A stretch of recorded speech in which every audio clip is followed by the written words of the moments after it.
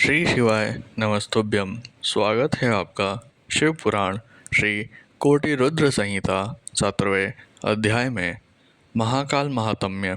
सूत जी बोले, हे ब्राह्मणों, अब मैं आपको महाकालेश्वर की उत्पत्ति की कथा सुनाता हूँ। उज्जैन नगरी में राजा चंद्रसेन का राज्य था। भगवान शिव के मुख्य सेवक मणिभद्र के साथ उसकी घनिष्ठ मित्रता थी। मणिभद्र ने राजा चंद्रसेन को कौस्तुभ मणि भेंट की। राजा ने प्रसन्नतापूर्वक मणि को अपने गले में धारण कर लिया।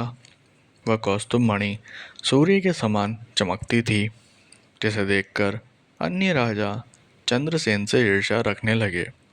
सब राजाओं ने मिलकर चंद्रसेन पर आक्रमण कर दिया। जब राजा चंद्रसेन चारों ओर से अन्य राजाओं की चतुरंगिनी सेना से घिर गया, तब वह अपने प्राणों की रक्षा के लिए महाकालेश्वर ज्योतिर्लिंग की शरण में गया और भक्ति भावना से देवाधिदेव महादेव जी का पूजन करने लगा। राजा चंद्रसेन भगवान शिव के पूजन में मग्न था। उसी समय एक विधवा गोपी अपने छोटे से बालक को गोद में लिए वहां आई। वह बालक राजा को शिव पूजन करते हुए देखता रहा। जब गोपी वापस घर आ गई, तब वह बालक मन में शिव पूजन का निश्चय करके कहीं से एक पत्थर ढूंढ लाया और उसे स्थापित करके धूप, दीप, गंध, पुष्प, नैवेद्य से उसी प्रकार पूजने लगा जिस प्रकार उसने राजा को करते देखा था। उसकी माता ने उसे भोजन करने के लिए बुलाया, परंतु वह तो अपनी आराधना में लगा था। जब बार बार बुलाने पर भी बालक नहीं आया, तब उसकी माता को क्रोध आ गया और वह वहां से बालक को खींचकर ले गई और डांटने फटकारने लगी। उसने शिवलिंग रूप में स्थापित उस पत्थर को उठाकर फेंक दिया। यह देखकर बालक बहुत दुखी हुआ और शिवजी का नाम लेते हुए मूर्छित हो गया। बालक की ऐसी हालत देखकर माता रोने लगी और रोते रोते वह भी बेहोश हो गई। कुछ समय बीतने पर बालक को जब होश आया, तो उसने स्वयं भगवान शिव के सुंदर मंदिर में, जहाँ रत्नमय ज्योतिर्लिंग स्थित था, पाया। यह देखकर वह बड़ा आश्चर्यचकित हुआ। भगवान शिव को धन्यवाद करके उनका नाम जपता हुआ वह बालक अपने घर की ओर चल पड़ा। घर पहुंचकर उसने देखा कि उसके घर के स्थान पर एक सुंदर महल खड़ा था। अंदर उसकी माँ सुंदर वस्त्र आभूषण पहने रत्न जड़ित पलंग पर सोई थी। उसने अपनी माता को जगाया। सब कुछ जानकर वह अत्यंत प्रसन्न हो गई।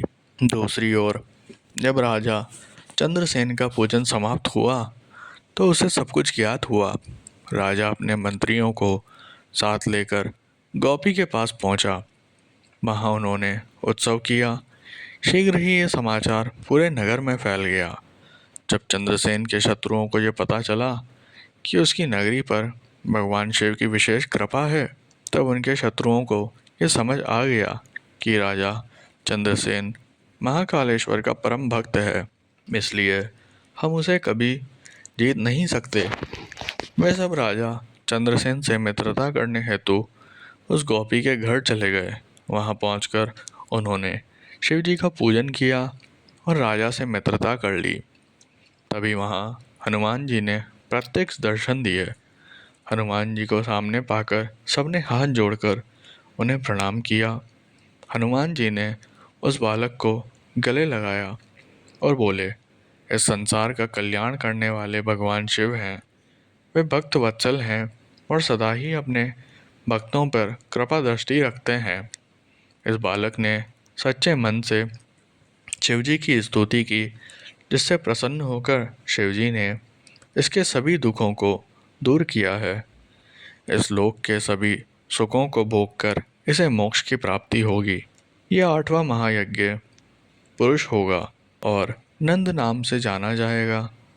भगवान विष्णु जब कृष्ण का अवतार लेंगे, तो इसी के घर में निवास करेंगे। यह कहकर वे अंतर्ध्यान हो गए। तत्पश्चात सब राजा विदा लेकर अपने अपने नगर चले गए।